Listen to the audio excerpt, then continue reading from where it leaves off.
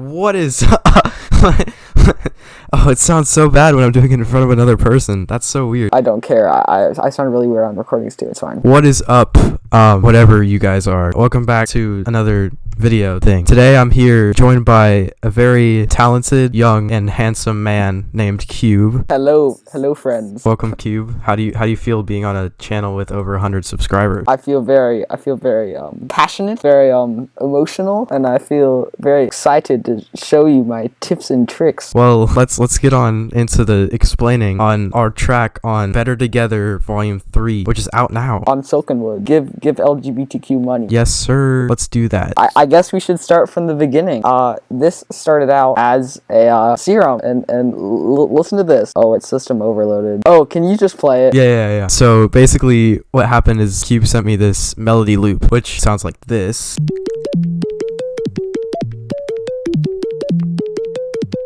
And then it goes like an octave higher. But basically what I did was I turned this into a pad in Edison's blur tool by just clicking edit sample and then blurring it. And then it made this beautiful ambience that you hear in the actual song. And yeah, so that pad basically is like the main sound in all of the intros and breaks. There's another one that's like an octave higher too, but that like plays a pretty pivotal role in the intro. This is actually where we started the track, I think, right? Yeah, because I sent you this pad and you're like, oh, sick, I'm gonna make a trap beat. Yeah, I'm gonna use some decap samples. Let's go. So anyway, I can just explain quickly what I did. So there's like just random layers and stuff. I'll just explain the trap beat real quick. It's a trap beat, so if you guys are a producer, you there's not much to learn here, but I'll play it.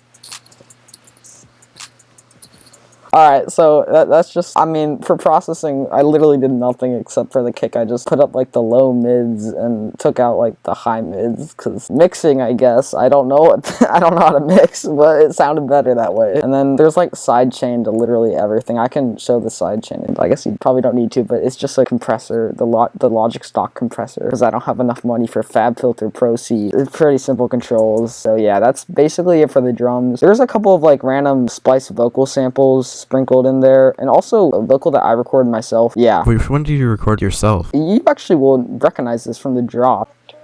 Basically, those are my own vocals, actually, and they don't sound great by themselves, but they work well with everything else. I didn't even record this on a mic, because I don't even have a mic. This is my laptop audio, but, I mean, there's so many layers in this song that by itself is not good, but, like, if you layer stuff and have just good ideas, I guess, it'll probably sound good together. Life lessons with Cube, guys. And for processing on the vocal, it's just the Logic stock auto-tune. I think it's supposed to be for auto-tune, I don't know. And then thermal for distortion, and then just, like, reverb, compressor, flanger, and like some delay, and then EQing, of course, and then that's basically it. And then for the rest of the intro, there's just some random other like textured layers that I made, like this weird thing.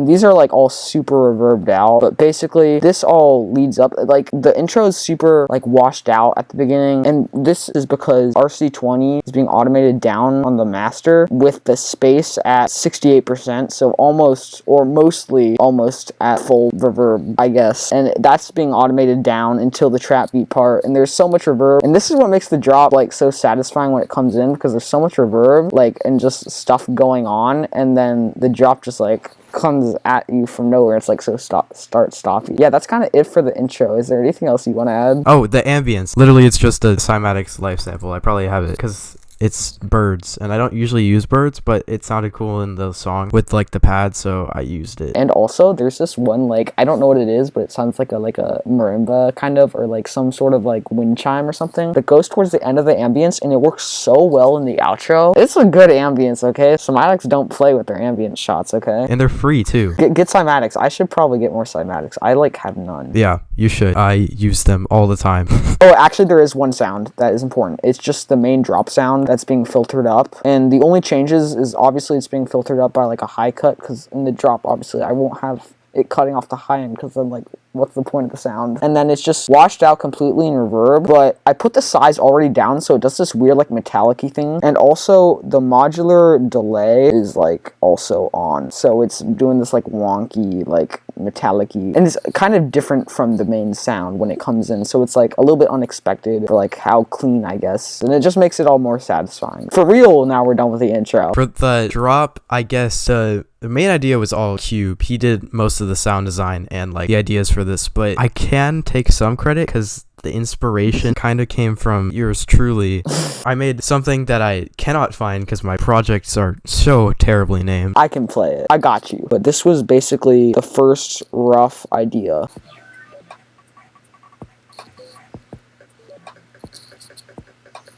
Yeah, so that is basically the original idea for the drop. As you can see, very different. It's like the chord progression, I don't even know if it's like different or something, but it's like way happier and more uplifting than the actual song. I like it a lot, but I don't know why I changed it so much. But basically what I did was, there's another layer that's it in like Portal and more. There's so many layers that are in like granular stuff like Portal. By the way, get Portal, it's a really good plugin. Yeah, that too. Anyway, I chopped that up kind of into little parts, and I didn't even bother taking out the snare at random points because it kind of just helps for more impact, and there's so much stuff going on. I mean, you can't even really notice it, but it's not like affecting anything in a bad way, so I didn't even bother. And no way am I blaming you for this, Cordova, but I didn't get stems for that part.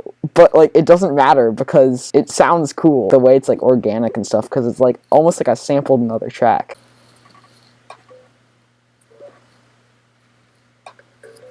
And that basically plays throughout all three drops. Even the feature garage break, I even put that in. And yeah, so that's actually really pivotal. Like, without that, it sounds kind of empty, the drop. So like, good job. Thank you. Thank you very much. Yeah. And now I should probably get into why you might be watching this video. And this is going to be kind of a letdown. But here's the main sound. I'll play it by itself.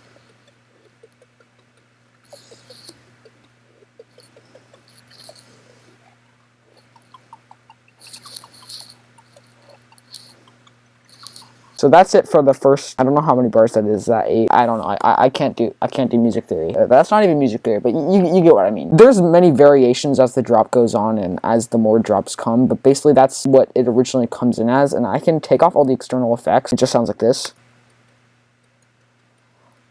It's actually it's the exact same sound because everything that's happening is being automated, basically. The original sound is actually really dumb, and you might think that I'm a god-tier sound designer, but maybe I am. Maybe I am, and I just didn't know it. This sound design is just dumb. It's really just like, I can show you what I mean. It's just an LFO on envelope, and I just put that to the filter and serum and put it to the wavetable position and level. It's using the digital dist Watek wavetable, I guess. I put it up to 16 voices in unison, and at 0.01 to tune. Why did I do that? Internal effects in Serum. We got some hyperdimension at 50 mix, I guess, 6 voices in unison, some distortion, delay, and reverb. This is really important. I automate so much stuff. Even the octave, this is actually really cool. I automate the octave of the oscillator in Serum. So like, you hear that part when it goes, I can't sing, but when it goes up a lot of octaves, that's because of the octave going up and down, like being automated. And basically, I'm also automating like the reverb, delay in Serum. I personally find the delay really cool, but what's really cool, and what my personal favorite automation thingy in that main sound is the modular delay, just mod delay, I guess is what it's called, but I'm guessing it stands for modular because that sounds professional. But the stock plugin, guys, stock plugins are so underrated. Like, you can get new plugins and stuff, but like, there are some banger just stock plugins, at least in Logic, and I know other DAWs have cool stock, but just like, don't sleep on your stock plugins, guys, okay? FL Studio has some good stock plugins, right? Yeah, like Vocodex is huge. Oh, facts. I wish I had Vocodex, but I'm a Mac user, so wow. Yeah. Also, like, their Convolver is really good, Effector is really nice. Other than that, it's pretty much just simple stuff. But yeah, I use their stock plugins all the time. Logic's has Chime obviously is like the main like dubstep Logic user, I guess, and like Fox Stevenson too, but like Chime specifically uses the Space Designer. Like, that's his Convolver, like that's his main like sound design from the Logic stock plugin, which is like kind of cool because like people like Virtual Riot who like now their color style is like with like pitch map, which is like $400 and stuff, but like stock plugins are really underrated. If you're good, it doesn't really matter what hardware you use. Anyway, what this does is it's like a delay, but it's like weird because I put up the mod intensity to 100 and put it on chorus. So you know when you have chorus and you put the rate all the way up and it does this weird like wobbly thing to the sound, like it wobbles up the pitch up and down. Basically, it's kind of like that, except it's in like a delay format. I can show you what I mean. This green automation thing is what happens when it goes up.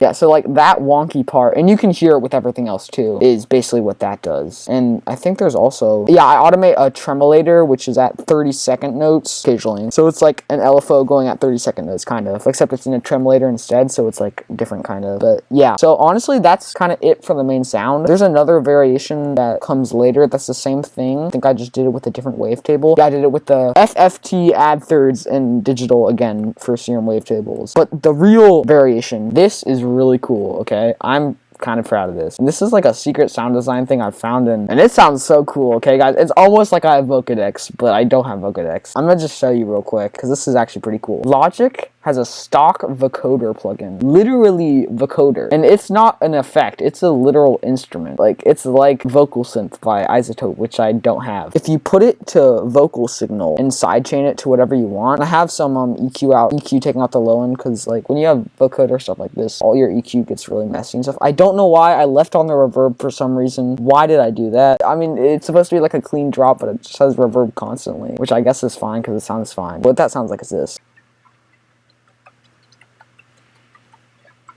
Yeah, so that's basically it. You can hear the reverb there. I think I might have turned out the bus when I actually bounced it to audio file, so that thing I said about reverb is probably fine. Basically what I did was I bounced to audio file, similar effects that I did to the main sound for automation. So I have an echo. This is actually different. It's an echo to 16 triplet, and it gets automated to 100 at the beginning, I think.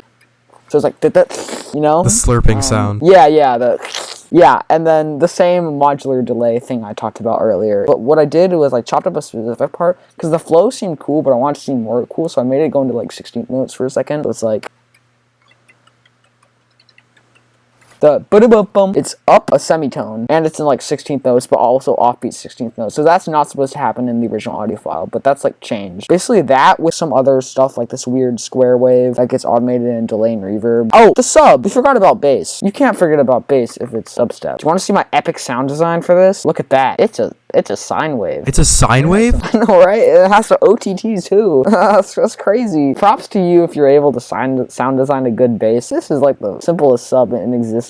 But what makes it cool is that I automate like the pitch through the MIDI, which is kind of hard to do because Logic, like, you run out of space and you accidentally click on like music or one of your apps down here, which is kind of annoying. But basically, I was able to do it. Basically, that's the sub. It changes the melody and pitch envelopes, I think, change throughout the song, but it's basically that for most of it. So that probably should be it for the first half of the first drop. For the second half, you can go into what makes it cool in a second. Other than that, there's just a bunch of random textured sound design that I added. Go. I made a pluck. I made a nice little pluck to layer on top of the pluck that was already in place to make it more melodic and like just one simple chord playing throughout. This is what the pluck sounds like.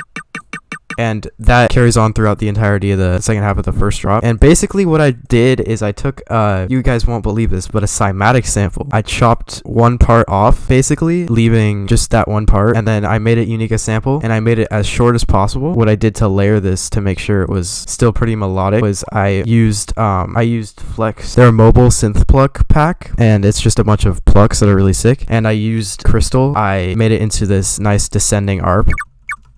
And it almost sounds like it's chirping, but it's like really cool. Them layered together sounds like this, and it's really sick. And that's what works for the second layer there. And now on to Cube for other stuff. Yeah, basically what I'm going to add is there's more textured stuff that I could talk about. But basically what I did for that pluck that he just talked about is basically all I did. Wait, did I do a convolver? Oh, I did. This does basically nothing, but I convolved the pad in the intro to this pluck for some reason. And then I copied and pasted the automation I did for that vocoder, so that really fast delay and the modular delay. So yeah, that's honestly it for the first drop. And what's important is the transitions, I think, between the parts. And really, I don't have Endless Smile. I think a lot of people do. You have that? No, I actually don't. I want it though. It looks sick. I know, it looks so awesome. But instead of Endless Smile, yo boy just uses RC20 because it does a very similar thing, and RC20 has more like stuff it can do than just for build ups. If you just automate it up and down, like, look how many times I use this throughout the song. Yeah, I just use it for all the transitions basically. Yeah, so for the second break, it's literally just the same thing thing as the first one. Well, actually, there is one thing that changed. This is a funny story. Okay, so when I was getting splice samples with my brother for the month, like a couple months ago, I was going through the Ace Aura chime pack, and I accidentally bought this one random vocal chop loop. To be honest, it's not a great sample. It's kind of an annoying vocal chop, to be honest. But basically, I wanted to challenge myself and just add it in there anyway. And it's a little bit low in the mix, so you can't notice it super well. But basically, I put it throughout the song and in the drops, and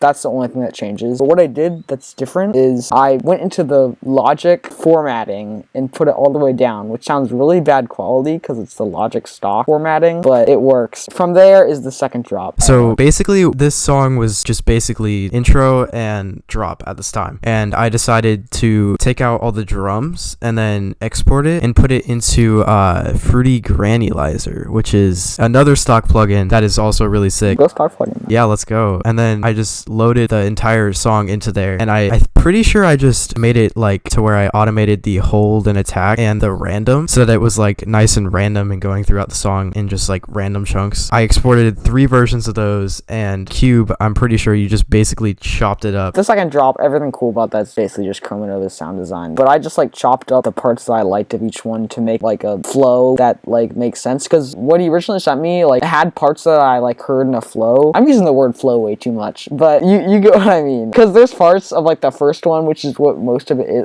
I can show you what I mean by playing it, but like there's parts where it goes crazy and I use that parts, but if it's like not understandable and it's too insane for most of it, you probably can't really catch on to what it's doing, because so much other stuff's happening at this point that you want there to be like a clear thing. So like I'll show you what I mean. Yeah, so that's such a cool sound. Like, I wish I could have said I did automation for that really cool part of like, wow, that's all Chromanova. I don't even know if he did that on purpose, but yeah, that part sounds so sick. Things that change is honestly not much. I mean, there's a fill that gets added later on, but I'm not going to show it. Anything different, there's like some more textures like this thing.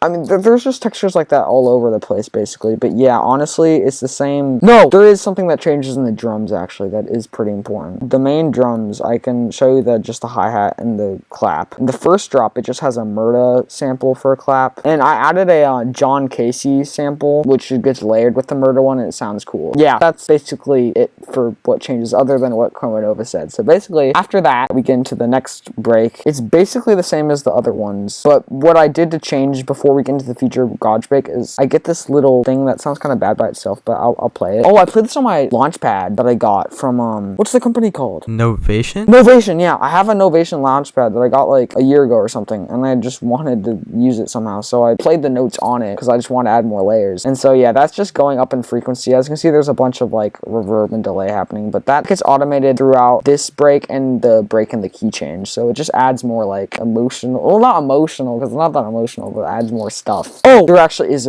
another important thing. You know what? I think I'm going to explain that later during the key change, because it actually plays a pretty pivotal role in the breakcore part, so I'm actually going to wait to explain that. Anyway, let's get on to the part that I did basically nothing in, the Future Garage Break. So basically, the Future Garage Break, it was just all me. I'm taking full responsibility for this. What I did was I just like, with the vocals that he sent me, I just, I'm pretty sure I just put just a ton of delay and reverb and EQ on, and I just made sure it was nice and wet and beautiful.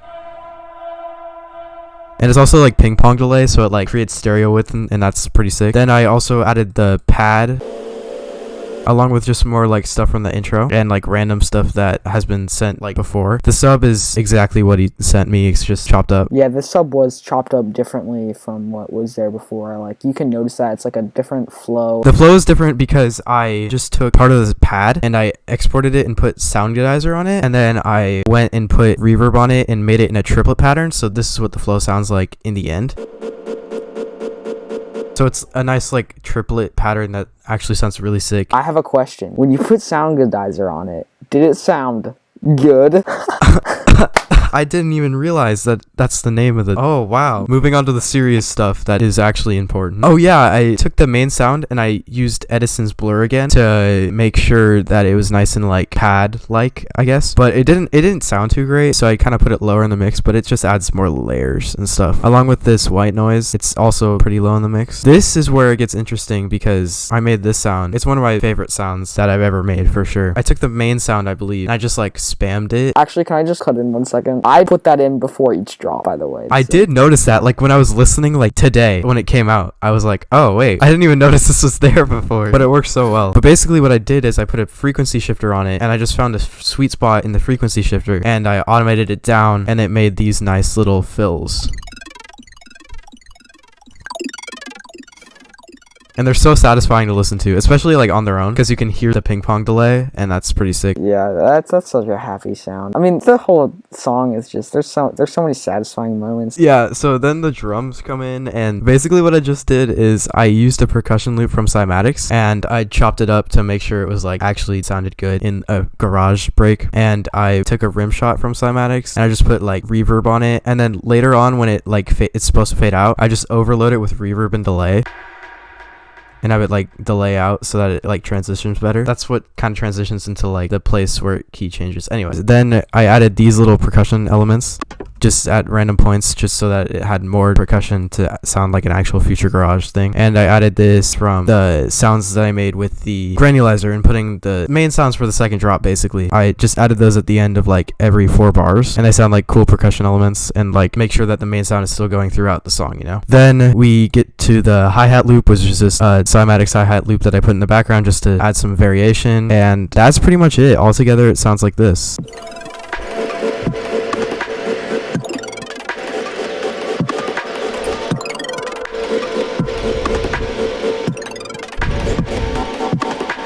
Obviously, Cube added some stuff. I just copied and pasted like the chopped up part in the first drop, and then a couple of other like weird texture things. Yeah, honestly, I kind of did nothing in this. So after that amazing Future Garage break, we get to the part where the key changes. Not an insane amount changes here from the other breaks. I'm kind of just copying and pasting the breaks. I made this key change. The main idea for the rest of the song was made in one day, and I literally made basically everything except for the breakcore part, which took me way longer than it should have. Anyway, for the first half before the key change, nothing really changes except that RC20's up all the way, so it sounds like you think at this point that it's the outro because it's so like not really there. It sounds like it's like fading out. It is fading out actually because everything's like slowing down kind of. Before the key change, what I did was there's a function in Logic called slow down and speed up where it's like, you know, in a vinyl tape where it goes like a spin up and spin down. Yeah. But anyway, Logic has a function in like the places where you would put like fade in and fade out. You can change it to slow down and speed up, which basically does that. So I did that with most of the instruments at the part where happens. But what I also did is I made this portal preset on the master that gets automated at other parts. What I did was the speed's all the way down so it's frozen, and I put the density at 36% random. So it's gonna be crazy. And that goes into the key change. But what's also interesting is I recorded my camera for this song. Yes, I did. And you might think it's my sound design, but no, it's not. It's just my camera powering on sound. It's also in the outro, but yeah, that sound gets played before the key change. Also, I forgot to mention this. There is tempo automation, if you didn't know. A lot of stuff is changing. Not only the key, but also the tempo. Most of the track's in 162, but it goes into 175 for the last drop, and then for the outro, it fades back into the slowest 155. The last 3 quarters of the song are kind of whack. But anyway, we get into this new part, which is with the key change, which is basically everything in the break. Put up 2 semitones, but with more textures and just happy sound design, stuff like that added. And then we get into the second half of the second half of the second half of the second half of the second, no, I'm going too much, but the second half of the break of the key change. This part is, you know, I told you earlier that I was going to explain it in the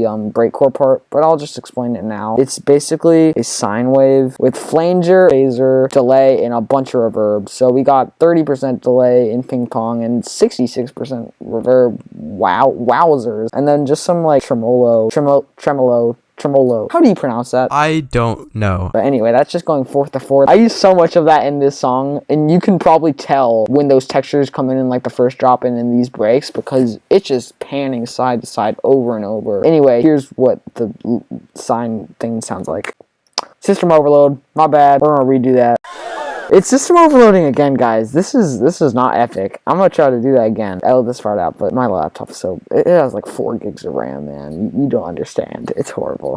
Okay, you know what? You get the point. It's gonna system overload every time when it gets to that part. That, along with all those other textures that are basically just copied and pasted from the first drop, and then all that goes pitched up 2 semitones because it's a key change, goes into the last drop, which might be my favorite drop. I don't know. I like a lot of the parts of the song. I don't know. What do you think your favorite part is? I love the breakcore part because I feel like it's so unexpected, but it works so well somehow. But I also love the weird part you made at the end. Oh, yeah, that part is underrated. No comments in that place on SoundCloud. Go and comment right now on SoundCloud. Or else I will be mad. It's not about how if it makes you happy, then good. Life choices with Cube. Anyway, let's get into the third drop. Basically, all that changes in the bass is just the sub notes. It's kind of copied and pasted from that key change part in the break. Oh, I forgot to say this. The sub in the break is kind of cool because it's not like the sub in the drop. It's just simple sine wave, but I added overtones in the oscillator. So like if it was playing a note C, see every one of these white bars here would be a higher octave C. This would be, I think, a D. So it's playing like a chord almost. The bass is playing like a chord, which is not right. It isn't playing a chord because it's in mono, but the overtones are like it's playing a chord. I mean, you can even hear it in the whole song when everything else is there, but yeah. Also, there's a Reese that gets added in this last break. But anyway, let's get to the actual drop. I'm sorry. I got sidetracked there. Anyway, there's the bass. There's lots of slides because slides are cool. Oh!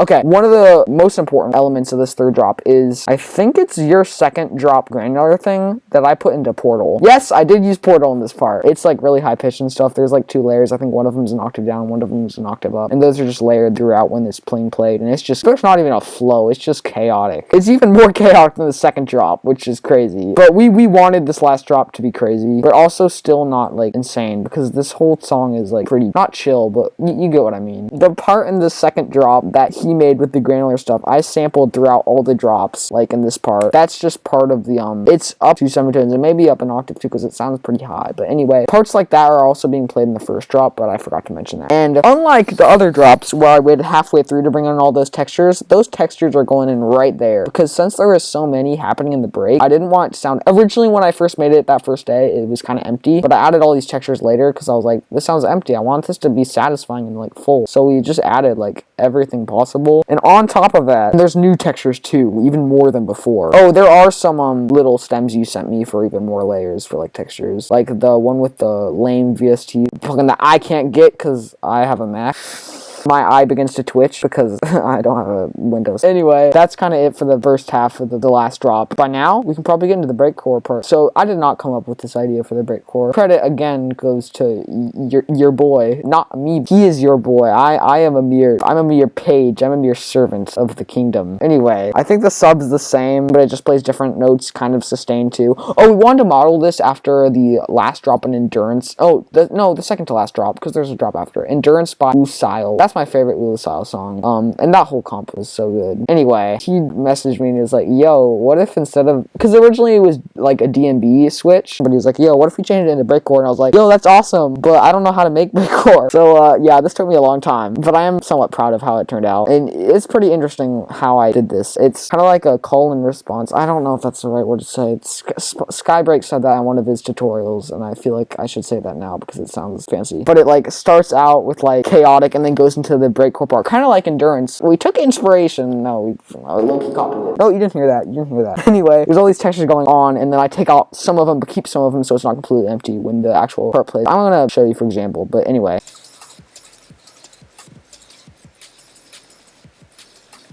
Yeah, you can tell how like the second half, a lot of it goes out and it's kind of more focused on the bass and stuff. Also, I forgot to say this, in the second half of the first half of the third drop, there's a little flow that gets added like this. Yeah, it's system overloaded, but you get the point. And that gets played in the first half of this breakcore part, but I forgot to say that. Anyway, your drum loop. Do you want to explain how you made that, or is it nothing special? It's nothing crazy. I basically just I don't have the project on me. I do know what I did. There's this pack called Stranger's Vintage Samples and Presets from Cymatics. Again, I am sorry. I'm pretty sure I just took one of the drum loops.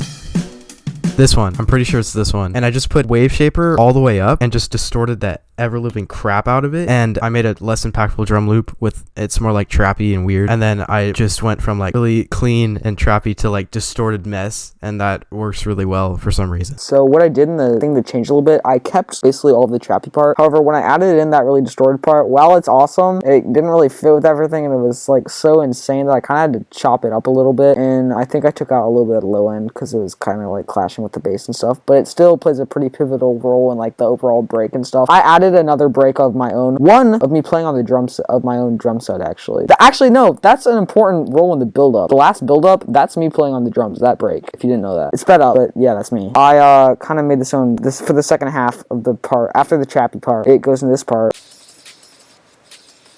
No kick is playing there because I'm only soloing like the important breakcore parts. But actually, what's cool is one of the claps, the Leotrix clap that I put thermal on and completely like changed it kind of into this weird thing. Here, I'll play it. Yeah, it didn't sound like that originally, but now it's like weird. It sounded kind of like what Vocodex would do to a clap if I had Vocodex. It like did this weird like filtery thing that kind of sounds like vocoding, an attempt at vocoding. So yeah, that's kind of it for the drums in the last breakcore drop. Anything that changes is in the second half. That same sine lead that I talked about earlier in the break is happening again, and that's kind of it for the breakcore part. But what's really important is I put overdrive on the master, automated it out for the breakcore part, which you should not do, but I did that anyway because it added more impact. I put it originally on as a joke. So yeah, after the breakcore part, we have another transition with good old RC20, and then we go into the cool part that we were talking about earlier. I wanted to model this kind of, it doesn't really sound like it, but you know the second drop in Don't Need You by Virtual Riot? It's like weird, like pitch mappy Vocodex stuff.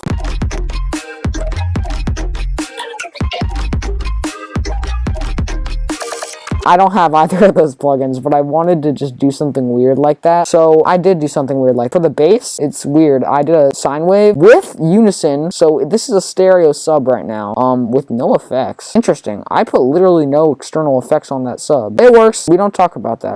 It works, so it's fine. But basically what I did was I copied and pasted it a bunch because there was times when, since it's in stereo, it's panning a lot to the left and right. I chopped up the parts that I liked that were not panning too much, but still panning a little bit, so it sounds okay. Yeah, so that sounds really cool. It still has those same overtones I talked about earlier in the break. And so it's that with other like bass fills, and then that with a bunch of other like textures and stuff, and some new textures too. Yeah, that's basically it for the cool part. So after that, we have a final transition. It goes into the outro, and this is when the tempo starts going down back to 155 as we talked about earlier. And for the outro, all I did basically was copied and pasted like the ambience you did, and maybe like one textured thing that gets filtered down. I think it's up here somewhere, but it's not that important. And didn't you like take the melody from the main thing that we started it with and just use a different synth? I'm gonna check. I'm gonna listen to it right now because I actually don't know. There's two layers. There's Alchemy, another stock synth in Logic. It's like Serum but worse, and it's a Logic stock synth that's really complicated for no reason. But it's what I learned before I got Serum, and it is underrated. It is a good synth. It's just there's so many knobs for no reason. It looks so dang confusing. Anyway, there's this one preset. I know I used a preset. I normally don't use presets, but it's Alchemy, so it's fine. It's called Beautiful Sine Harp. It's a sine harp, and it sounds pretty beautiful. Another funny. Yeah, so basically, it's playing the lead from the first drop, putting it in like a sad, like harp thingy. The original sound was so offbeat, it's like even more sad and more like lo-fi feel. And I also added a little cello that sounds a little bit more real. And anyway, RC20 with like a really cool reverb and the really nice silver verb, which isn't great for reverb and like automation, but I for some reason used it. But it's really good for like, it's like a really beautiful reverb if you automate it all the way up. So the end that gets automated up to 100 and the dry goes all the way out. So it's like this final chord that's happy, and it all like fades away with the ambience, and like you hear the birds and stuff, and then it all kind of fades out, and then I turn up that Portal preset I talked about earlier with the density random, and then my camera starts playing again. I don't know why I did this. I used the sound of it powering on and clicking right and left, and then the song just ends, and it's a total of 5 minutes and 54 seconds. That outro is way longer than it should be. It's like a minute long. But yeah, so that's kind of the whole track. I had a lot of fun doing this. Thanks to you. Props to Silkenwood for actually accepting our track. That was very epic. We had a lot of fun doing this, and it was just an epic journey. Thank you so much for Silkenwood for like letting us do this. This is crazy. Yeah, it was very epic. Thanks, guys. I'll catch you in the next video.